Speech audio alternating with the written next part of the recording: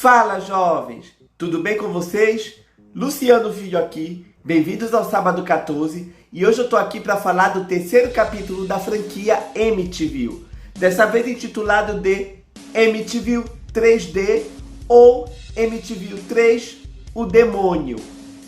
É um filme bem interessante e curioso de se analisar.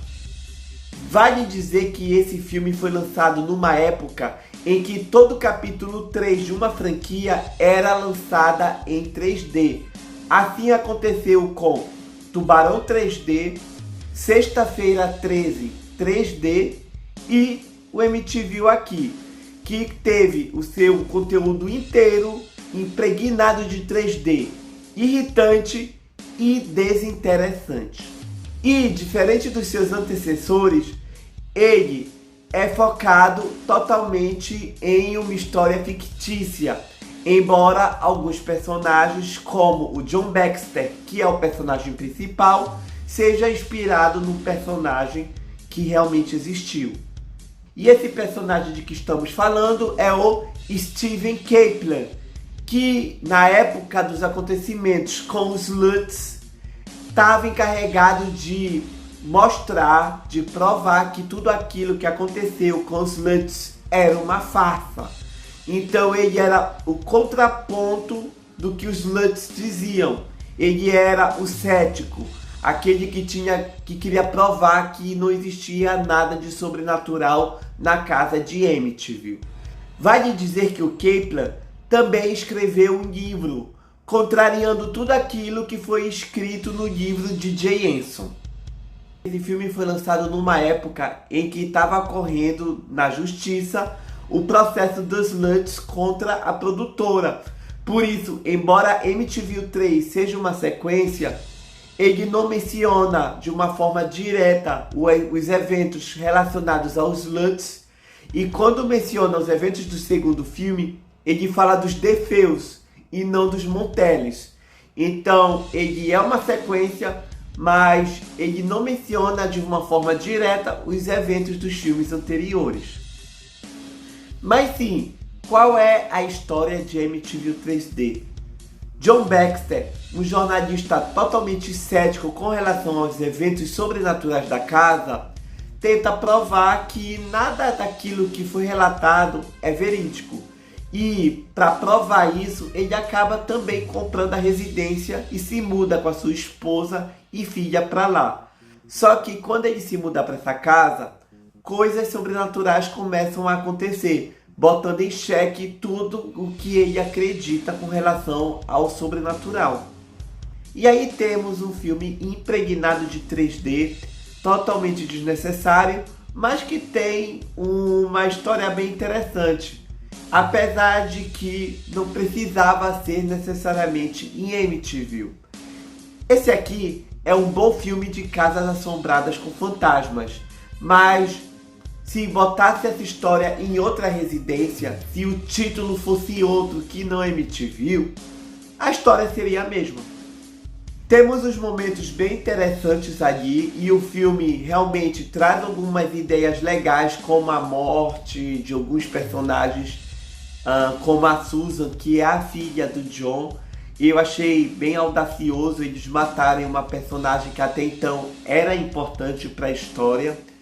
E sem contar também com as participações de personalidades importantes, como de Meg Ryan, que está aqui no seu início de carreira. A casa aqui, para mim, ela tá mais bonita que a casa do filme anterior. Aqui dá para ver mais ela, a questão da estética pelo lado de fora. Eles voltam a trazer umas questões importantes com relação ao poço do porão, que faz uma referência à passagem para o inferno, e até as questões das moscas, que estão bem mais presentes aqui, em alguns momentos de uma forma bem ridículas, com 3D para dar aquele efeitozinho que o título sugere. Mas como eu falei no começo do vídeo, o filme ele vai para um lado totalmente fictício, onde os personagens estão sendo totalmente influenciados pela casa de uma forma negativa, até mesmo fora dela, como é o caso da parceira do John, a jornalista, que acaba percebendo que realmente existe uma coisa ruim naquela residência. Com a Susan também, posso dizer isso, né? Já que os eventos que acontecem com ela acontecem fora da casa. E o que acontece com o final? É uma coisa totalmente inventada, louca, mas é divertido de ver que estamos falando da destruição da residência. Sabemos que isso não aconteceu na vida real, mas é muito legal de ver tudo aquilo acontecendo ali com os personagens. E curiosamente, esse vai ser o último filme em muito tempo em que a história vai ser ambientada nessa casa, porque a partir daqui vários filmes da franquia vão ser relacionados com objetos que estiveram dentro da casa. Então, a cada dia MTV, nos filmes seguintes, vai ser como uma participação especial.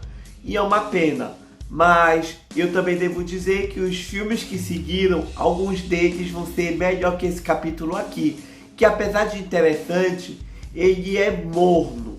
Em relação aos dos primeiros, ele é um inferior. Mas vale uma assistida porque os closes na casa, a referência aos eventos anteriores e todo o contexto interessante envolvendo uma pessoa cética que se muda para casa e começa a perceber que realmente existe algo sobrenatural, é um ponto de vista interessante para uma narrativa.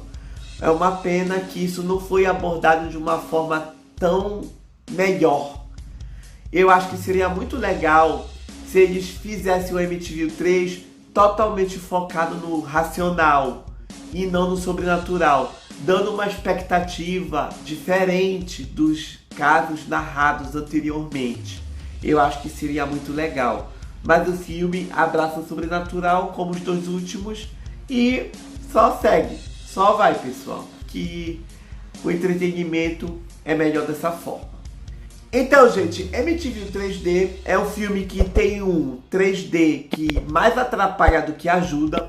Eu nunca gostei de 3D e tá dentro de um filme morno, que tem seus momentos, mas mesmo assim não é o suficiente para tornar ele o melhor da trilogia original. Então, ele tá aqui no terceiro lugar de 3 filmes. Mas ainda dá para assistir, porque, acreditem ou não, tem muito filme que é muito pior do que esse aqui. E vai demorar para chegar neles, ainda bem. Respirar fundo aqui, porque tem muita coisa dessa franquia que eu falando vocês não vão acreditar. Mas deixa isso mais para frente, tá certo? Então é isso que eu tenho para falar de MTV 3D, pessoal. Vocês já assistiram ele?